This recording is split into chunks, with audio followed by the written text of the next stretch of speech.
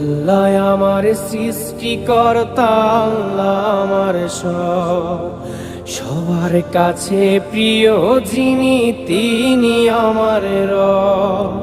দুনিয়া করব সবাই আল্লাহর ইবাদত, দুনিয়া করব সবাই আল্লাহর ইবাদত।